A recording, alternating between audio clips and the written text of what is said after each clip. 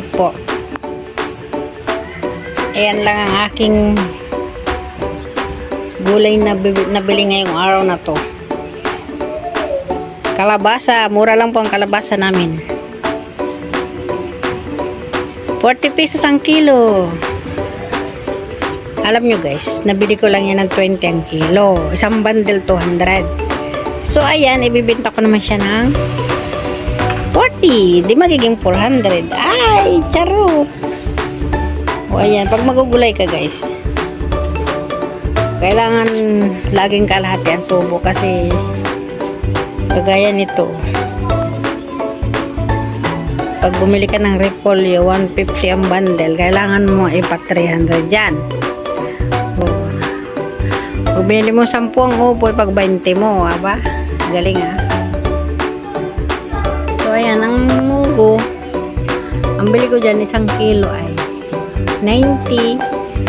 Pero pagkakapira ko yun ng 150. Ay, charot. So ayan ang sibuyas, 1 bundle ang bili ko ay 400. Pero pag bininta ko yan, magiging 800. Oo, diba? Kaya kailangan ang swerte talaga ng mga magugulay kasi napapagkalhati nila yan. So ayan, ang aking tindahan na maliit, ang aking freezer saka ref, puno lahat yan.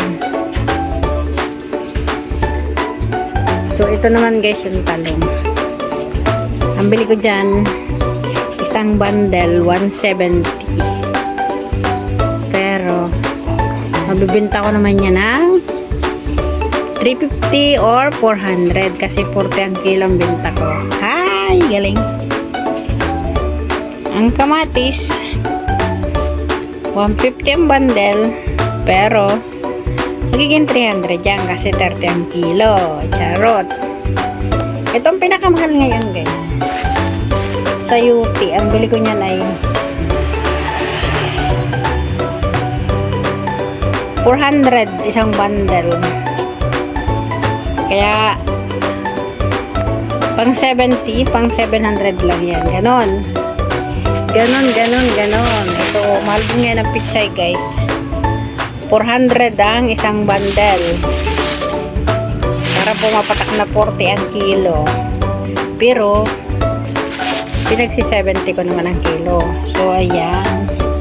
Ang tukwa, ang 10 65, 10 lang ang benta ko lang 10, di may 35. So ayan, dito malaki ang tubo dyan sa sili. Eto, mahal ang kilo nito ngayon. Alam nyo kung magkano isa nito? 15 pesos isang peraso. Eto, 3 dos lang yan. Pangsigang. Oh, di ba? Mura.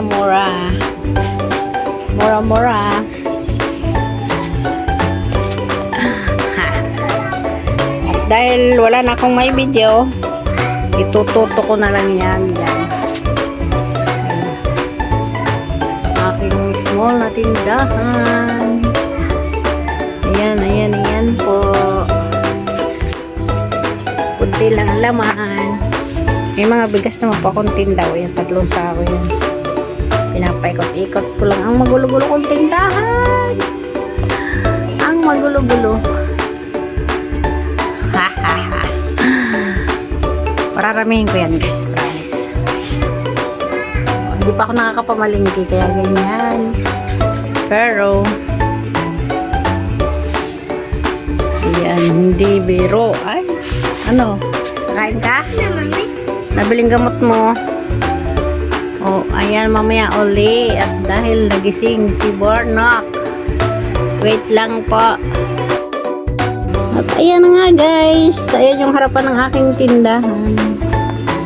Ito yung clubhouse. Sometimes lagi diyang nagmimisa sa tapat namin. Yung kotse na yan guys, hindi akin yan, pero may sasakyan ako. Tricycle lang po.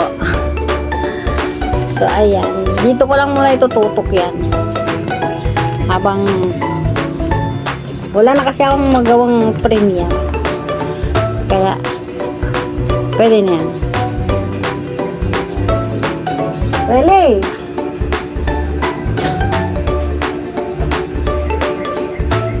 ano ko na lang. Wala akong magawa eh. Wala na akong ma-premiere. Kaya, pwede na yan. Tutok lang natin yan dyan para magkaroon tayo ng alam nyo guys, maganda tong aming lugar.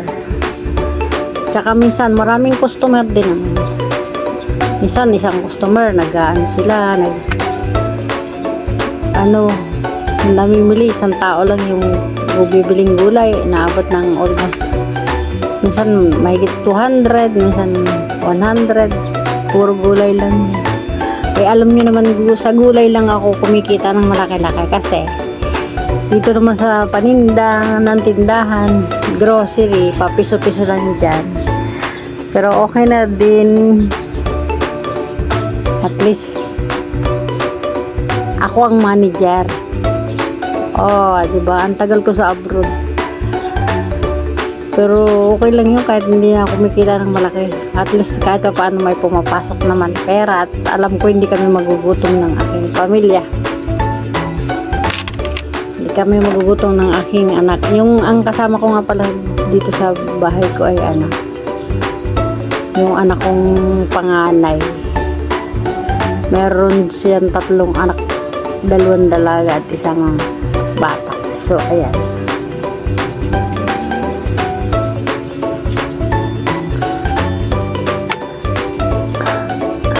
Ganda na lugar lang. Basketball court yung kauna-unahan na yun guys. Ayun. Tapos palaruan.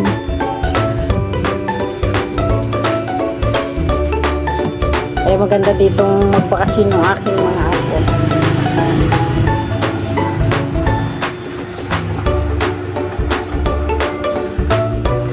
Namimiss nyo ako, no? Namimiss nyo yung mukha namin ni Evelyn. Wala na, hindi na mangyayari uli yun.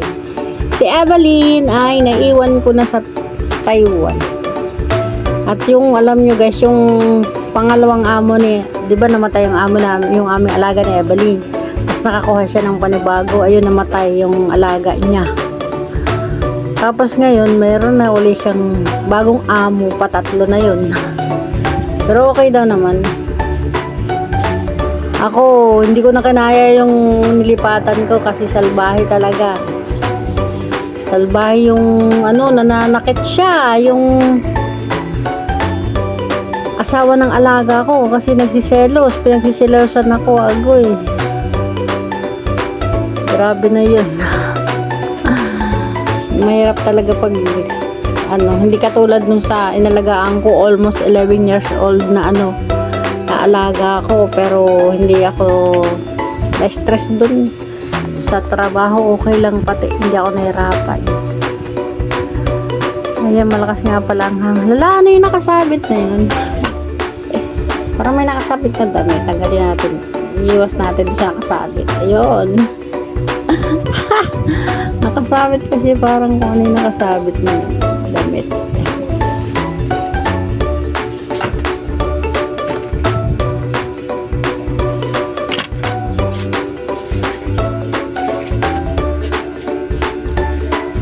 Dito ako guys.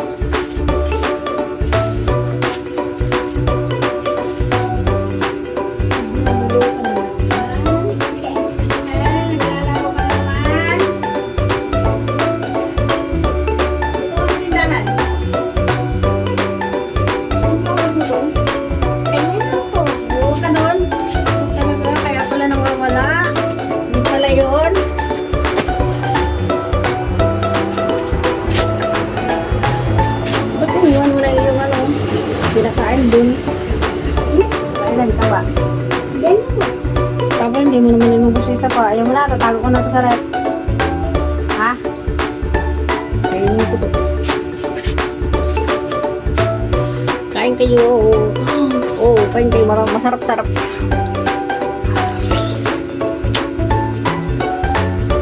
Ha?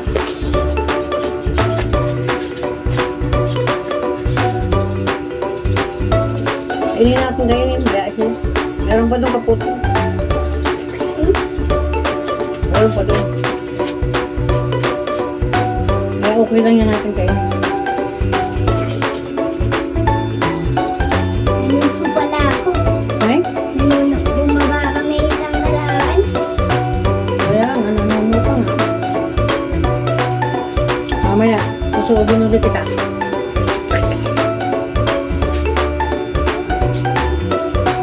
babato doon ha.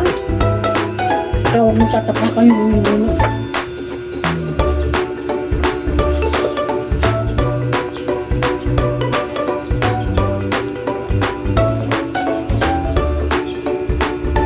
Ayan, nakatutok lang yung aking video. Sa Clubhouse.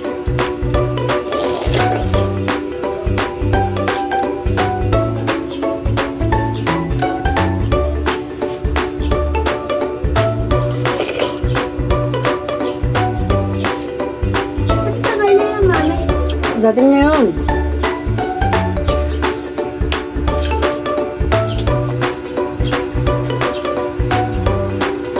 Tamis na. Binili ko lang yan para sa'yo. Ayun nga, oh. Ay, di pa pala yun. Kala ko sila na. Abangan natin yung tricycle ko. Yung tricycle ko kasi pinapamili ko ng ano paninda. Yung anak ko. Pero baka hindi naabutin kasi namimili pa sila. So, ayan na nga guys. Salamat sa panonood ng aking video na walang kwenta.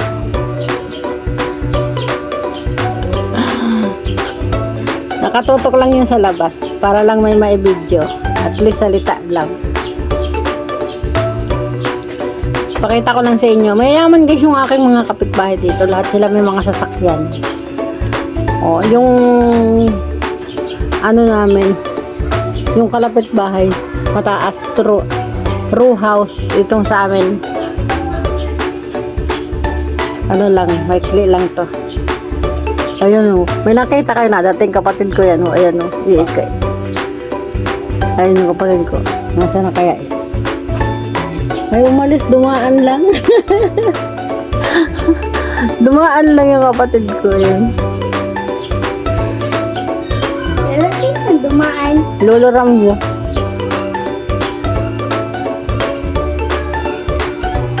Ayan, malapit na. Malapit nang matapos ang aking video. Ano lang pakaramdam mo? Okay ka? Kaya nga huwag ka muna maglaro. Kaya mo, tago ko na ito. Ba't di mo? Busin mo, sayang. Busin mo. Sayang. Thank you for watching. Baka tuwing mag-premiere ako, ganyan lang yung mapapanood nyo guys. Pero okay na yan kaysa sa wala. O diba? At least yung una, nag-video ako. Ayan, sana panoorin nyo. Sana maraming manood.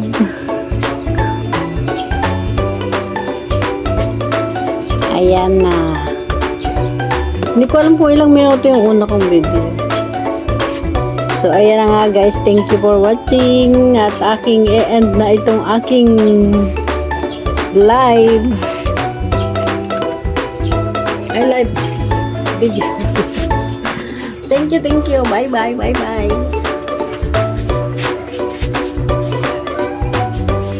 Haha. Baka mali. Ay, baka kulang pa. Dagdagan pa natin ng isang 10 minutes ay 20 minutes pa baka kasi kulang. Bye everyone, maraming salamat sa nanood ng aking video. Bye.